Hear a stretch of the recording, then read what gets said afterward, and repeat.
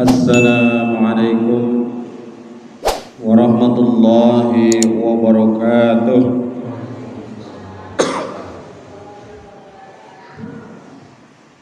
Alhamdulillahi rabbil alamin. Salatu wassalamu ala asrafil anbiya'i wal mursalin wa ala alihi wa ashabihi ajma'in. Rabbi shrah li sadri wa yassir li amri wahlul 'uqdatam min lisani yafqahu qawli. Amma ba'du. Bapak Ibu lan sedherek sedaya ingkang kula hormati, Ibu, pada kesempatan ini saya ingin menyampaikan sedikit tentang takdir, ya. Di mana ini adalah termasuk rukun iman. Rukun iman yang terakhir adalah iman kepada qada dan qadar, khairuhu wa syarruhu. Nah, qada dan qadar itu ada yang membedakan, ada yang menyamakan.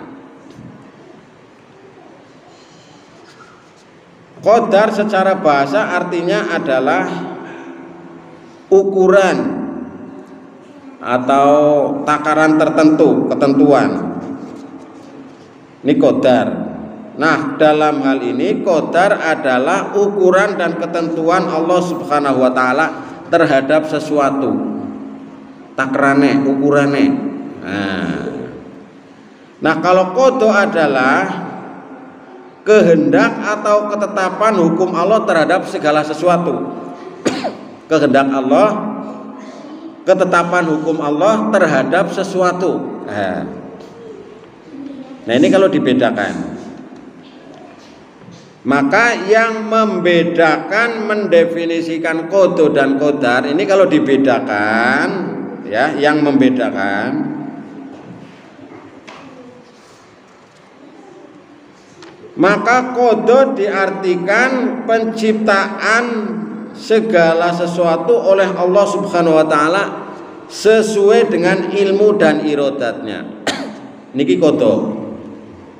Saya ulangi, penciptaan segala sesuatu oleh Allah sesuai dengan ilmu dan iradahnya, sesuai dengan ilmu dan kehendaknya. Niki qada, nggih. Sedangkan qadar adalah ilmu Allah tentang apa yang akan terjadi pada seluruh manusia pada masa yang akan datang. Nah, niki qada dan qadar jika dibedakan. Nah, ulama ada yang menyamakan antara qada dan qadar yang kemudian didefinisikan sebagai segala sesuatu, ketentuan, undang-undang, peraturan dan hukum yang ditetapkan secara pasti oleh Allah untuk segala yang ada, yaitu yang maujud, yang mengikat antara sebab dan akibat segala sesuatu yang terjadi. Ini qada dan qadar dalam pengertian yang disamakan, yang kemudian kita menyebutnya dalam istilah keseharian takdir. Jadi gabungan antara qada dan qadar itu kalau biasanya nyebutnya paling kepenak dalam kehidupan bangsa kita Indonesia itu nyebutnya adalah takdir. Nah, pengertian di atas itu sejalan kata-kata qadar di dalam Al-Quran dalam berbagai bentuk yang pada umumnya mengandung pengertian kekuasaan Allah untuk menentukan ukuran, susunan, aturan, undang-undang terhadap segala sesuatu, termasuk hukum sebab dan akibat yang berlaku dengan segala yang maujud, baik makhluk hidup maupun yang mati. Contoh misalnya, wa kullu syai'in 'indahu bimiqdar, dan segala sesuatu pada sisinya ada ukurannya. Jadi Allah menciptakan segala sesuatu itu sudah ada ukurannya, sudah ada takarannya, sudah ada kombinasinya yang seimbang. Ini dalam surat Ar-Ra'd ayat 8. Kemudian dalam surat Al-Hijr ayat 21 Allah menyampaikan, wa im min syai'in illa indana khazainuhu wa ma nunazziluhu illa biqadarim ma'lum, dan tidak ada sesuatu pun melainkan pada sisi kami hasanahnya, dan kami tidak menurunkan melainkan dengan ukuran yang tertentu. Jadi Allah menciptakan dengan ukuran yang tertentu dari yang Dia ciptakan. Nah, nanti kita jelaskan satu persatu. Jadi Allah itu menciptakan itu dengan ukuran yang sangat akurat. Nah, misalnya manusia itu dibentuk ukurannya itu adalah pas. Manusia kok bisa berdiri dengan 2 kaki, padahal badannya berat. Nah, itu termasuk manusia menciptakan robot yang berwujud manusia agak sulit. Nah, tapi Allah begitu mudahnya menciptakan manusia dengan ukuran kaki yang seimbang, kepala yang seimbang, badan yang seimbang, tangan yang seimbang, panca indera yang seimbang, bisa berdiri, bisa berjalan, bisa jongkok, bisa lari, bisa melumah, bisa kemurep, nah, dan seterusnya. Itu semuanya adalah ukuran dari Allah Subhanahu wa taala yang sangat akurat. Ini luar biasa. Maka Allah menyampaikan inna kulla syai'in khalaqnahu biqadarin. Sesungguhnya kami menciptakan segala sesuatu menurut ukurannya. Ya ukurannya. Manusia ini komposisinya kalau kita lihat itu memang luar biasa, sempurna. Ya, ini yang bisa menjelaskan ya dokter atau ahli medis atau orang yang mengetahui ilmu biologi, bagaimana struktur manusia, bagaimana organ tubuh manusia, bagaimana dalemannya manusia, bagaimana sarafnya manusia. Nah, nggih sarafnya niki nggih luar biasa. Jadi ini Allah Maha Kuasa. Allah menciptakan sesuatu menurut ukurannya, sebagaimana dalam surat Al-Qamar ayat 49.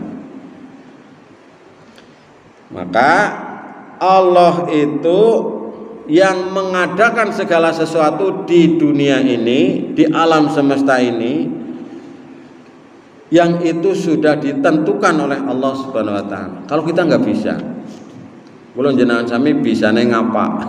Nggih. Manusia itu keterbatasan yang sangat terbatas. Kekuasaan yang tidak terbatas hanyalah Allah Subhanahu wa taala. Bagaimana hebatnya kekuasaan manusia, ada masanya, ada saatnya, ada berakhirnya. Tapi kekuasaan Allah tidak ada berakhirnya. Bagaimana dulu hebatnya Raja Fir'aun, ya, Raja Fir'aun itu didebat oleh Nabi siapa? Nabi Musa alaihissalam. Siapa Tuhanmu? Nah, Tuhanku adalah Allah Subhanahu wa taala. Kemudian ditanyakan kepada Raja Fir'aun supaya menyembah kepada Tuhan. Loh, saya ini Tuhan. Nah, gitu. Kemudian dibantah, Allah yang menciptakan langit dan bumi. Loh, saya juga bisa jalan di langit dan saya bisa di bumi. Begitu. Yang tidak bisa dibantahkan oleh Raja Fir'aun adalah ketika Nabi Musa menyampaikan bahwa Tuhanmu adalah Tuhan nenek moyangmu. Nah, maka kemudian Raja Fir'aun tidak bisa membantahnya. Berarti kalau saya ini Tuhan, bapak saya, kakek saya itu belum punya Tuhan. Nah, begitu. Jika ini kadang-kadang dalam berdakwah juga kita melihat siapa yang kita hadapi. Kalau yang dihadapi anak-anak ya kita bicara dengan bahasa anak-anak. Kalau bicara dengan ibu-ibu ya dengan bahasa ibu-ibu. Kalau dengan remaja ya bahasa remaja. Dan seterusnya dan seterusnya. Maka Allah menyampaikan dalam surat At-Tolak ayat 3 yang tadi di awal saya bacakan, innallaha balighun innallaha balighu amri qad ja'alallahu likulli syai'in qadra. Sesungguhnya Allah melaksanakan urusan yang dikehendakinya. Sesungguhnya Allah telah mengadakan ketentuan bagi tiap-tiap sesuatu. Jadi Allah itu sudah menentukan segala sesuatu, itu sudah ada ketentuannya. Nah, ini hebatnya Allah Subhanahu wa taala. Oh, kawit melinjo tukule tanggal semene, golek woh tanggal semene, dipanen tanggal semene, wite ditegur tanggal semene mati, wite wis ora ana tanggal semene. Allah luar biasa.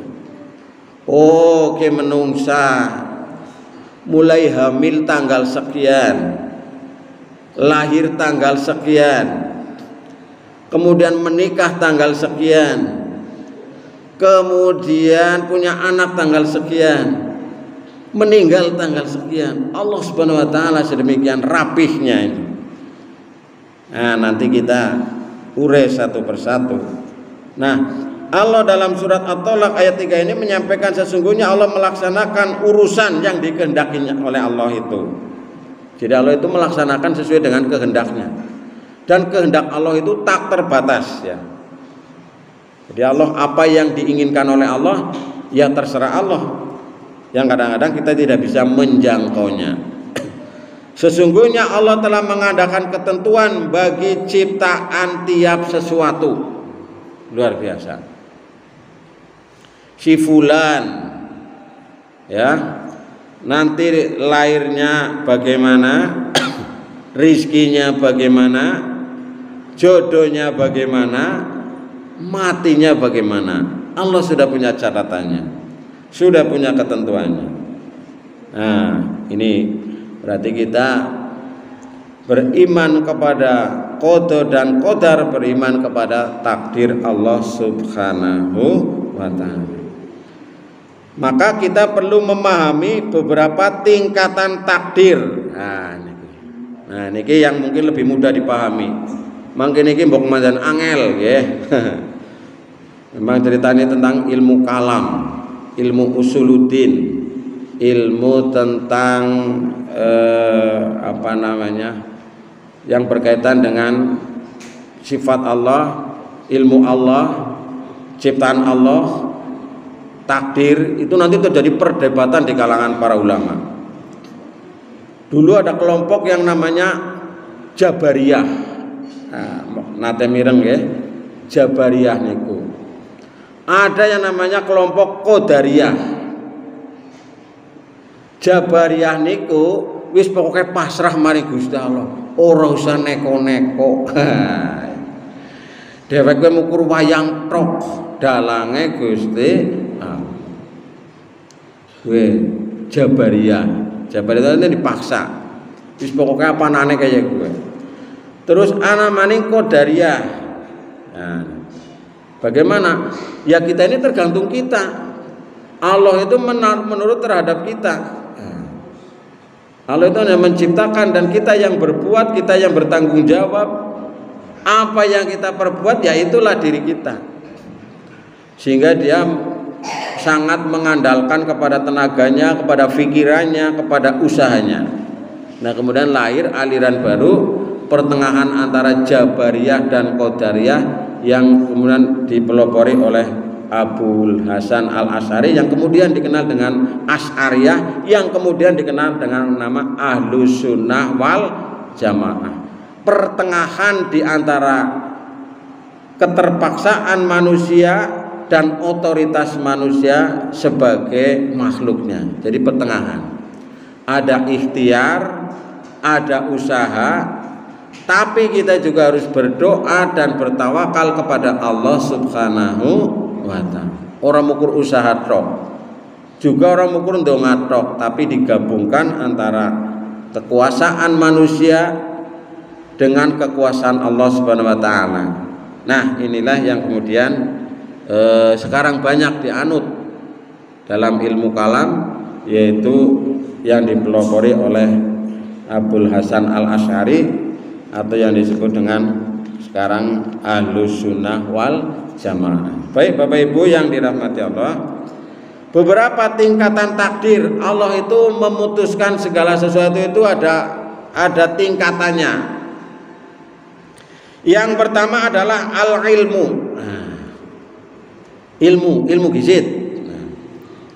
Allah mengetahui segala sesuatu, dia mengetahui apa yang telah terjadi, yang sedang terjadi sekarang, dan yang akan terjadi.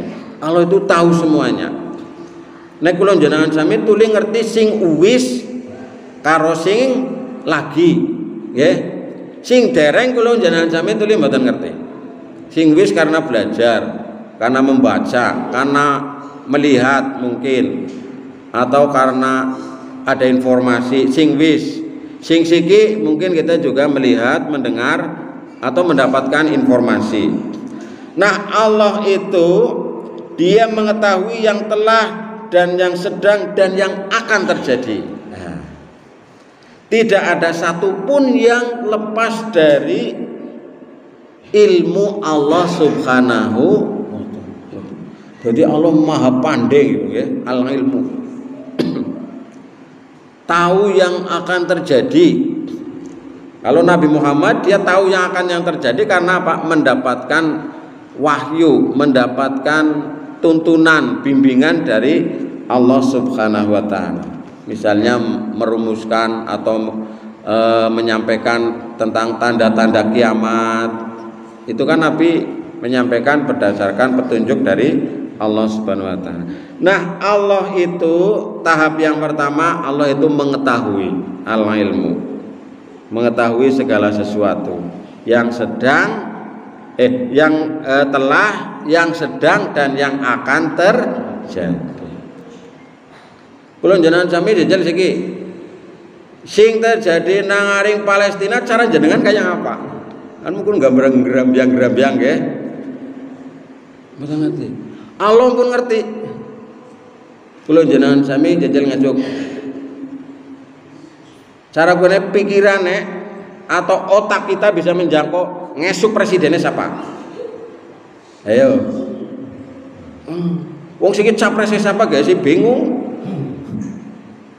Karena apa? Keterbatasan kita Bapak Ibu Saudara. Keterbatasan ilmu kita. Ya terakhir hari ini putusan MK. Wah, ana sing seneng, ana sing mumet, ana sing keprok, ana sing sebagainya. Nah, Allah Maha tahu dan dengan detail. Nah, kita ini tahu ngerti ming sedidik-sedidik tok. Maka ilmu manusia itu ya dibanding ilmu Gusti Allah udu amput-amputek. Manusia kan punya spesialisasi. Misalnya dia punya keahlian di bidang ilmu biologi, ya dia ahlinya biologi biasanya. Sekarang cenderung pada spesialisasi. Dokter dulu kan nggak ada dokter spesialis, nggih. Zaman kulon alit kulon jangan sami alit malah durung ana dokter, anane mantri, nggih. Mantri warto, mantri tumin. Terus ngene-ngene ana dokter. Ngene-ngene maning ana dokter spesialis. Spesialis ki ana spesialisasi maning. Nah. Dokter spesialis kandungan, dokter spesialis saraf, ana maning dokter spesialis bedah saraf. Nah, niku. Dokter spesialis tulang. Nah, kalau Allah itu spesialis kabeh. Dia mengetahui semuanya. Luar biasa. Maka Allah menyampaikan alam ta'lam annallaha ya'lamu ma fis samaa'i wal ard. Apakah kamu tidak mengetahui sesungguhnya Allah mengetahui apa saja yang ada di langit dan di bumi. Yang ada di langit dan yang ada di bumi. Allah itu mengetahui. Kula jenengan sami kan orang ngerti nangisor iki nangisor Masjid Al Azhar anapane be orang ngerti nggih. Umpamane seandainya nangisor ana emas 5 kilo misale kan orang ngerti ya dicorna bae. Tapi nek ngerti nangisor anak emas 5 kilo, mungkin kita akan berusaha untuk memperolehnya. Ini keterbatasan manusia. Mungkin di bawah kita ini ada misalnya sumber cadangan nuklir, wah nangisor misalnya, kita tidak tahu. Allah Maha tahu, karena Allah itu mengetahui apa saja yang ada di langit dan di bumi dengan detail. Sinang rong, sinang leng, sinang jero lemah, sinang petengan, sinang padangan. Allah Maha mengetahui. Bahkan Allah itu mengetahui apa yang ada di dalam hati kita. Krentegeng ati kula njenengan sami Gusti Allah ngerti. Oh, arep pengajian. Oh, karep maring masjid, Gusti Allah ngerti. Oh, arep korupsi. Oh, arep melayu dan sebagainya. Gusti Allah ngerti. Jadi tidak ada yang lepas dari ilmu Allah Subhanahu wa taala. Wallahu alladzi la ilaha illa huwa alimul ghaibi wasyahadati huwar rahmanur rahim. Dalam surat Al-Hasyr ayat 22. Dialah Allah yang tidak ada Tuhan selain Dia, yang mengetahui yang gaib. Nah, ini malah ana sing gaib. Dan yang nyata, Dialah yang Maha Pemurah lagi Maha Penyayang. Gusti Allah orang mukur ngerti sing ketontrok, yang berwujud syahadah yang nyata, malah Gusti Allah ngerti sing makhluk jenengane makhluk gaib. Kula jenengan sampeyan nek kemarin ngerti makhluk gaib kudu nganggo ilmu-ilmu tertentu sing angel. Ben weruh jin. Kepengen weruh apa misalnya. Jadi Allah Maha mengetahui. Inilah Bapak Ibu Saudara sekalian. Jadi yang saya sampaikan ini mudah-mudahan semakin menambah keimanan kita, keyakinan kita akan kekuasaan Allah Subhanahu wa taala yang mengetahui ini. Saya ulangi surat Al-Hasyr ayat 22. Dialah Allah yang tidak ada Tuhan selain Dia, yang mengetahui yang gaib dan yang nyata. Yang gaib dan yang nyata. Lho jenengan sampaikan ora weruh nggih teng mriki nang masjid ki ya. Misalnya anak jin lagi pada nongkrong melu pengajian kan mboten ngerti nggih. Nah. Anak setan sing lagi bating sliwer nang jaba apa nang jero mboten ngerti. Allah Maha tahu. Mungkin juga ada malaikat-malaikat yang mendampingi kita tidak tahu. Kita mungkin ya paling hanya bisa merasakan apanya ya, dampaknya mungkin. Oh, aku turu jam 11. Anu biasanya sholat jam 12. Jam 12 digugah. Siapa sing gugah gue? Ya gue diantaranya adalah karena kita kebiasaan berbuat baik dibisiki oleh malaikat supaya bangun melaksanakan sholat. Paling kita merasakan yang seperti itu. Yang atas izin Allah, kula jenengan sami nek duwe niat apa, biasanya Allah akan mewujudkan karena kita itu sudah menjadi sebuah kebiasaan baik. Nah, dalam surat Al-Hasyr ini Allah menyampaikan yang mengetahui yang gaib dan yang nyata. Luar biasa Gusti Allah. Wong sing nyata bae niku Pak. Kadang-kadang orang ngerti. Contohnya apa? Ana rudal itu barang gede genah iki. Gede. Weng kayak ini.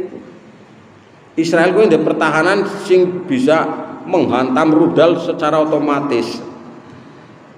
Tapi tetap kemarin kebobolan. Ya menungsa terbatas. Ya dengan bagaimana endingnya ini? Kalau ini nanti terus bergerak besar, ini terjadi pertempuran besar, waduh.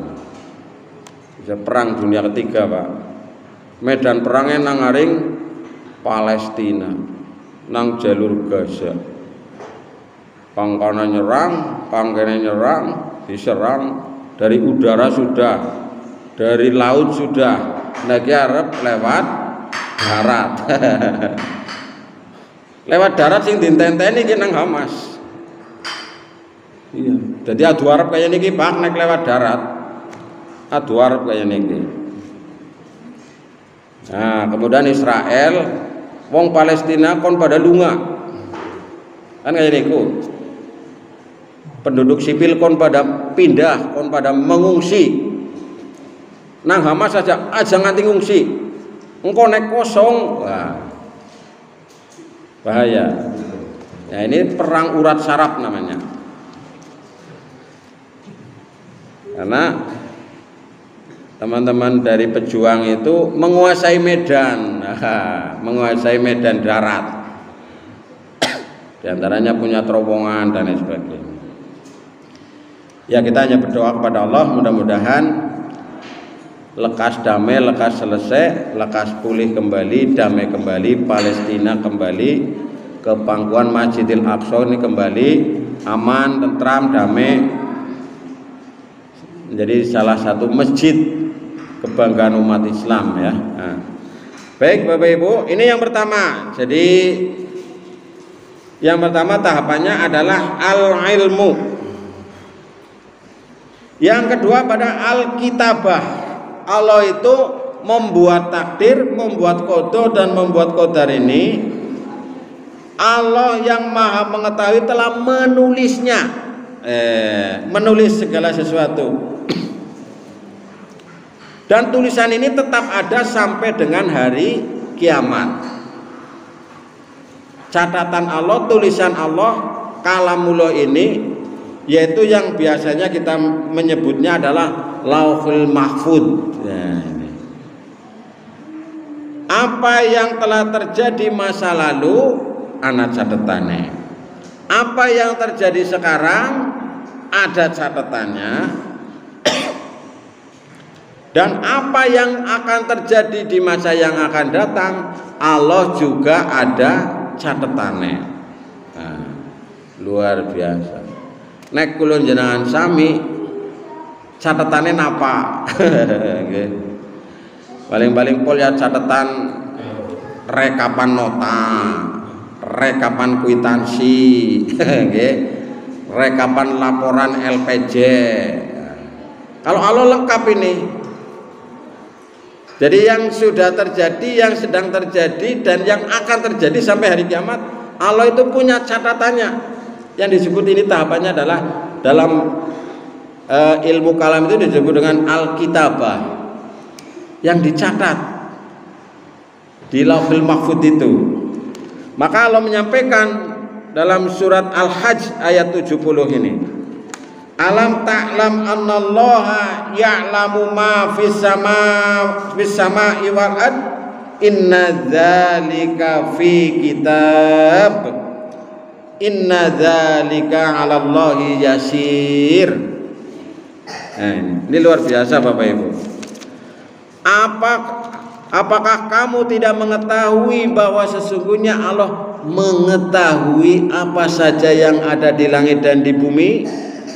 Bahwasanya yang demikian itu terdapat dalam sebuah kitab, yaitu Lauh Mahfud. Wisana bukune, wisana catetane, wisana ketentuannya sakaring Gusti Allah. Nah, kula mungkin bertakon-takon, bertanya-tanya, gini bisa ya, singgung terjadi wisana catetane. Nah, dijawab oleh Allah di akhir ayat dari surat Al-Hajj ayat 70 ini, inna dzalika 'alallahi yasir. Sesungguhnya yang demikian itu amat mudah bagi Allah. Oh, barang sing kaya gue nang Gusti Allah ya saking gampang. Ulun jenengan sami nyatet kadang-kadang apa yang terjadi sekarang hari ini saja kita kadang-kadang tidak bisa. Nah, Gusti Allah komplit catatannya. Termasuk yang musibah-musibah, bencana-bencana, petaka-petaka, Allah sudah ada catatannya. Ma asaba mim musibatin fil ard wala fi anfusikum illa fi kitab. tiada suatu musibah pun yang menimpa di bumi dan tidak pula yang menimpa dirimu melainkan telah tertulis dalam kitab. Makanya kalau jenengan sampe kon percaya, kon ngandel, kon beriman maring ketetapane Gusti Allah. Min qabli an nabra'aha, sebelum kami menciptakannya. Jadi sedurunge hilmi digawe nang Gusti Allah wis ana catetane. Laire kapan? Rezekine kepriwe? Jodone ngesuk sapa? Matine kapan? Nah, wis ana catetane. Sebelum diciptakan. Maka Allah menyampaikan inna dzalika 'alallahi yasir. Lagi-lagi Allah menyampaikan sesungguhnya yang demikian itu adalah mudah bagi Allah. Nah, ini surat Al-Hadid ayat 22. Ini tahapan dalam takdir Allah Subhanahu wa taala. Jadi ini yang kedua adalah Al-Kitabah, dicatat, ditulis, dibuat dalam sebuah buku yang disebut dengan Lauh Mahfuz itu. Nah, yang ketiga Bapak Ibu adalah Al-Masyiah. Al-Masyiah itu artinya Allah mempunyai kehendak terhadap sesuatu. Setelah Allah itu mempunyai ilmu, kemudian dicatat, Allah itu punya kehendak, duwe karep. Nah, tidak ada sesuatu apapun yang terjadi kecuali atas kehendak Allah Subhanahu wa taala. Apa yang dikehendaki oleh Allah pasti terjadi, dan apa yang tidak dikehendaki oleh Allah tidak mungkin terjadi. Maka di dalam Al-Qur'an banyak sekali yang disebut dengan masyiatullah yang mutlak. Artinya kalau Allah menghendaki segala sesuatu, tidak ada yang bisa menghalangi kehendak Allah Subhanahu wa taala. Ya wis karepe Gusti Allah kaya gue. Nah, begitu juga sebaliknya, kehendak siapapun tidak akan terjadi kalau tidak dikehendaki oleh Allah Subhanahu wa taala. Kam min fi'atin qalilatin ghalabat fi'atan katsiratan biiznillah. Betapa banyak golongan kelompok yang sedikit bisa mengalahkan yang banyak atas izin Allah. Nek ora didina nang Gusti Allah, ora dikersakna nang Gusti Allah, ya tidak bakal terjadi. Maka Allah menyampaikan dalam surat Al-Insan ayat 30, wa ma tasya'una illa ayyasha Allah. Dan kamu tidak akan mampu kecuali jika dikehendaki oleh Allah. Innallaha kana aliman hakima. Sesungguhnya Allah Maha mengetahui lagi Maha bijaksana. Wis pokoke kabeh wis ana ketetapane sakaring Gusti Allah. Lalu yang keempat, ini yang terakhir Bapak Ibu dan saudara sekalian, yang disebut dengan al-khalq. Setelah Allah itu tadi yang pertama ilmu, kemudian yang kedua dicatat, kemudian yang ketiga Allah itu punya kehendak, dia karep. Nah, yang keempat Allah Subhanahu wa taala itu apa? Al-khalq, yaitu Allah menciptakan sesuatu. Dirancang dulu, kemudian diciptakan oleh Allah Subhanahu wa taala. Allah menciptakan segala sesuatu selain Allah yang Maha mencipta adalah makhluk. Jadi Allah Subhanahu wa taala menciptakan segala sesuatu, dan segala sesuatu yang diciptakan oleh Allah itu namanya makhluk. Kloter kedua datang, ijo-ijo hil. Apakah kita tahu kalau hari ini akan ada minuman seger ijo-ijo? Orang anak sih ngerti, Pak. Ya mungkin anak sih ngerti sih gawa kiye nggih. Nah, ngesuk aku arep gawa seger-seger. Ya apa jenengane nggih? Es. Hah? Es kuwut namanya nggih. Rumput laut mbok apa? Namanya es kuwut. Nah. Jadi inilah keterbatasan kita Bapak Ibu. Nah, yang keempat ini saya ulangi tadi kembali, Allah itu menciptakan segala sesuatu. Allah itu Al-Khaliq, yang diciptakan namanya makhluk. Jadi liyane Gusti Allah kuwi makhluk. Ya termasuk malaikat, ana jin, ana setan. Semuanya ini adalah makhluk. Sehingga kita sebenarnya tidak perlu takut, tidak perlu kita mengabdi kepada makhluk. Kita hanya mengabdi hanya kepada yang Maha Mencipta. Nah, yang keempat ini Allah Subhanahu wa taala ndadekna, gawe, nganakna, nglairna dan bentuk-bentuk yang semisal dengan itu. Allahu khaliqu kulli syai'in wa huwa ala kulli syai'in wakila. Saya ulangi, wa huwa ala kulli syai'in wakil. Allah menciptakan segala sesuatu dan Dia memelihara segala sesuatu. Nah, jadi Allah yang menciptakan dan Allah yang memelihara. Contohnya bumi, contohnya langit, contohnya matahari. Allah yang menciptakan dan Allah yang memelihara. Apa manusia bisa memelihara matahari? Apakah manusia bisa memelihara bulan? Tidak bisa. Manusia hanya sebatas bisa menjaga kelestarian ekosistem yang bisa terjangkau, misalnya di bumi ini. Oh, sekarang musim panas.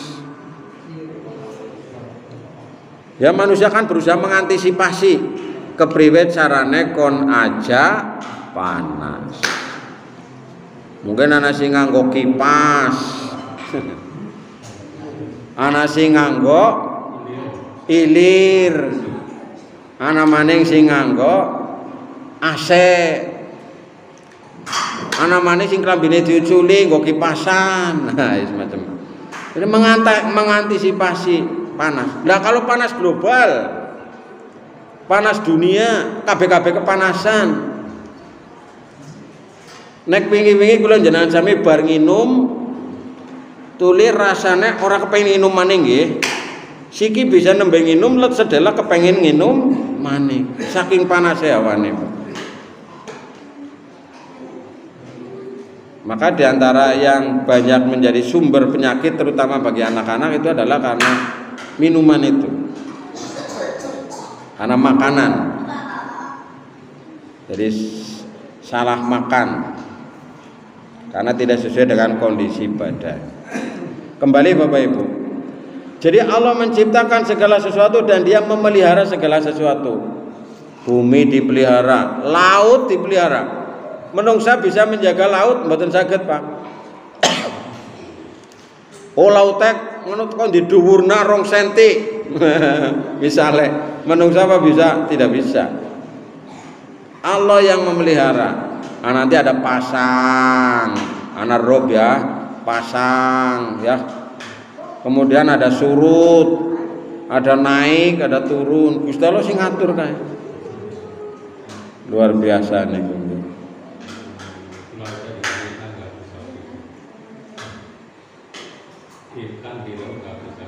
Nah, iwak nang jero laut ora teng-teng ya.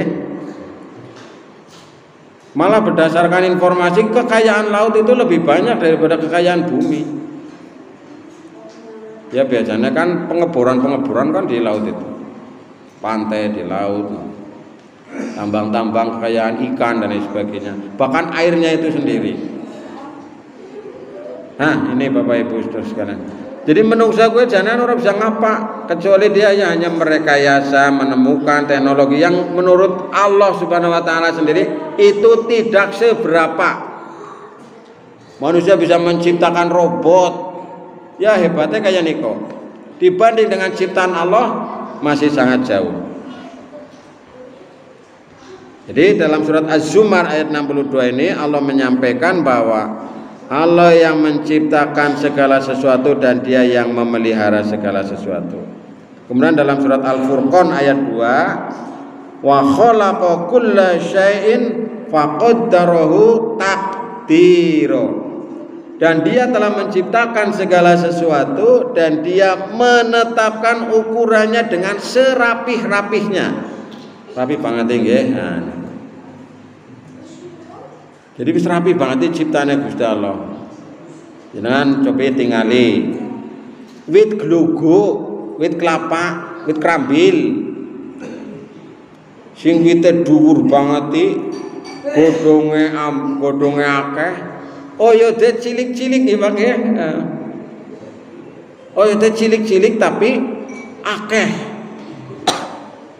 Kena angin mboten rubuhan, Pak.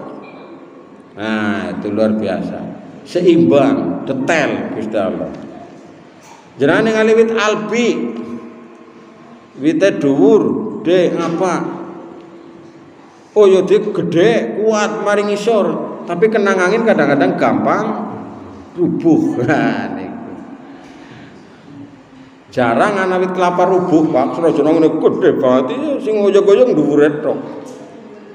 Nah itu luar biasa Allah. Gusti Allah gawe buah semangka sing gede banget ndelale nang isor. Sing wite kadang-kadang ora keton, malah ketone buahe. Gede banget. Wit wringin, wit salam sing biyen kula jenengan sami sok ngratagi lagi zaman cilik. Nang dhuwur ana wite cilik-cilik ndelala wae nggih. Jadi umpamane salame pada tiba ya mukur keprul ya gitu godhok. Ya kan wit salam anu wit gedene kaya semangka sing gede banget bisa 2 kilo, 3 kilo, 5 kilo. Wah. Boleh ngepati rekasa nggih Pak. Nah, ini Gusti Allah wis ngatur sedemikian rupa luar biasa.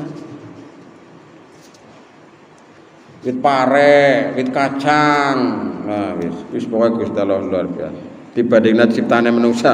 Lah menungsa ya carane ku nek ilmunya, kepandaiannya, kepintarannya tidaklah seberapa. Dan Dia telah menciptakan segala sesuatu dan Dia menetapkan ukuran dengan serapih-rapihnya. Rapi banget, Pak. Menungsa diwehi kumis, dilalek kumisnya ya ora gelem dawa nemen kaya rambut sing nang ngaring sirah. Jajar anggar kumisnya dawa banget kaya sinang sirah. Ngono semana ora kumisnya. Sinang sirah bisa dawa ki ya. Bisa kadang tekan geger, tekan bokong. Ibu-ibu misalnya. Ya, itu sudah ukurannya Allah itu menciptakan. Kiye napa jenenge alis? Ya semene bae. Ya ora ngar alis itu dawa banget ngana tekan kene kaya kene. Rambutnya lemes kaya niki nggih. Nah.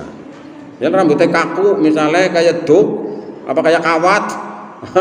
Kan nggo turun bisa nyantel-nyantel. Wis Gusti Allah wis nyiptakan luar biasa niku. Semuanya Bapak Ibu. Lah kaya iki kok ora gumun karo Gusti Allah, ora gelem ngabekti marang Gusti Allah. Lah niki kan kebangetan nggih menungsa niku. Wallahu khalaqakum wa ma ta'malun. Padahal Allah yang menciptakan kamu dan apa yang kamu perbuat itu. Nah ini dalam surat As-Saffat ayat 96. Jadi Allah Gusti Allah sing ndadekna kula jenengan sami. Udu wong tuane itu jalaran tok, lantaran wasilah. Orang tua dalam konteks ciptaan itu tidak ada peran. Dia hanya sebagai perantara. Maka Bapak Ibu Saudara sekalian, kesimpulannya kesimpulannya bahwa iman kepada takdir itu mencakup 4 tingkatan di atas itu tadi. Ya. Jadi yang pertama adalah ilmu, kemudian yang kedua adalah al-kitabah, yang ketiga al-masyiah, yang keempat adalah al-khalq atau ciptaan Allah Subhanahu wa taala. Inilah 4 tingkatan iman kita kepada takdir atau iman kepada qada dan qadar Allah Subhanahu wa ta'ala. Oh, betapa luar biasanya Allah Subhanahu wa taala, sehingga kita ini tidak ada artinya, tidak ada apa-apanya di hadapan Allah. Maka nasihat Ustadz Dasat Latif kepada Sujiwo Tejo, penghambaan manusia paling tinggi adalah sholat. Kenapa? Kepala biasanya di atas, kepala nggo pranti dihormati, nganggukan kepala, diusap kepalanya tambah kehormatan, kemuliaan, kasih sayang. Tapi nek sirah disakiti, dikeplak, dilukai dan sebagainya, itu yang sangat menyakitkan. Nah, pada sholat itu kepala berada paling bawah di antara anggota badan, sejajar dengan kaki yang biasanya di bawah. Itu hanya di sholat katanya. Mudah-mudahan Sujiwo Tejo sikiwi sholat, ya, karena dia menyampaikan, coba rayu saya supaya saya ini bisa sholat. Saya itu puasa, saya itu ibadah apa saja kecuali sholat. Sujiwo Tejo itu pengakuannya, ya walau alam kita nggak tahu ya. Ya, karena memang dia lebih banyak kepada budaya Jawa yang orang kita menyebutnya kejawen. Karena kejawen itu adalah orang yang beragama belum selesai. Jadi dia hanya bisa menulis isi surat itu bisa. Dia bisa menulis alamat pribadinya bisa. Tapi belum bisa mengirim kepada YTH-ne. Paham ya? Jadi kepada YTH surat ini ku mboten nonton. Pengirim Mas Kur Iksan. Nah, isine wonten. Dengan ini saya mengucapkan terima kasih, semoga dan sebagainya. Tapi tidak ada kepada YTH siapa. Itu gambaran mengenai kejawen. Sehingga orang Jawa itu menyebut monggo kita sami maneges dumateng Gusti ingkang makarya jagat misalnya. Sopo. Itu. Jadi YTH-nya ini dereng jelas. Ini yang memang perlu disempurnakan, karena para wali, para sunan niku belum selesai dalam berdakwah, dianggap oleh mereka itu sudah selesai. Bagi kita sebagai dai, sebagai mubalik, ya tugas kita untuk menuntaskan yang demikian ini. Termasuk kayak kasusnya yang seperti ini. Dan di Cilacap banyak penganut aliran kepercayaan di daerah, terutama di sepanjang pesisir laut, dan juga di daerah Cipari, daerah Darja, daerah sepanjang sana itu banyak penganut yang namanya aliran kepercayaan, dan itu diakui oleh negara, sehingga kita tugasnya untuk mengembalikan dia ke agamanya. Nah, ini Bapak Ibu dan saudara sekalian yang bisa saya sampaikan, dan kurang lebihnya saya mohon maaf yang sebesar-besarnya. Mari kita akhiri dengan bacaan hamdalah bersama. Alhamdulillahirabbil alamin. Assalamualaikum warahmatullahi wabarakatuh.